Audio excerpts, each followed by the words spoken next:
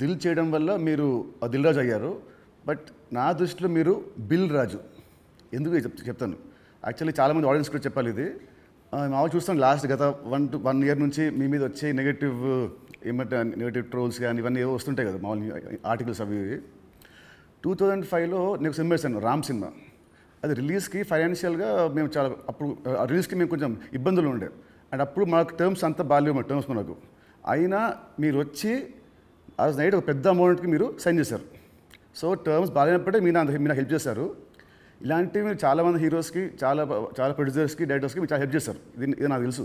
So ఈ మధ్య వచ్చి మీరు ఒక సినిమా బొక్కేస్తారంటే అది నాకు I want clear to audience that ప్రతి సినిమా చిన్న పెద్ద లేకుండా అందరు హెల్ప్ చేసేవాడు మీరు.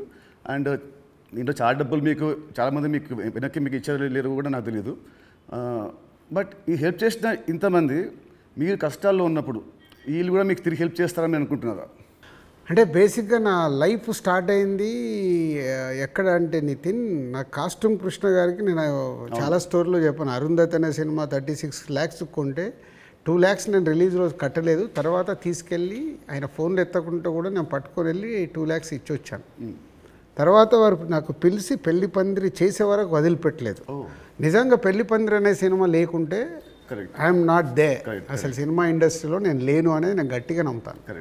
సో అంటే ఒక హానెస్ట్ అనేది ఒకటి ఎంత పని చేసిందో హెల్పింగ్ కూడా అంతే పని చేస్తుందని నేను నమ్ముతాను. నా లైఫ్లో ఇప్పుడు నువ్వు సంక్రాంతికి అడిగావు, ఇది రాకుంటే ఇది ఉండుంటే, అలాంటి ఒక 4-5 ఇన్సిడెంట్స్ ఉన్నాయి.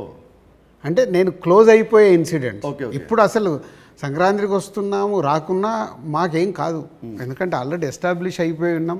ఫైనాన్షియల్ డ్యామేజ్ వరకు 2 ప్రాపర్టీలు అమ్మేసి ముందుకు వెళ్ళిపోతాం, అది పెద్ద విషయం కాదు. కానీ నేను నార్మల్గా ఉన్నప్పుడు కూడా ఇలాంటి ఇన్సిడెంట్స్లోకి వెళ్ళి నేను దాటుకుంటూ వచ్చాను. అంటే అది ఎప్పుడు అదే నేను నమ్మేది, వెన్ వీఆర్ హెల్ప్కు మనం ముందుంటామో మన కష్టం వచ్చినప్పుడు భగవంతుడే తిరిగి ఇస్తాడని. అది నా లైఫ్లో 3-4 ఇన్సిడెంట్ నాకు సినిమా ఫీల్డ్లో జరిగాయి.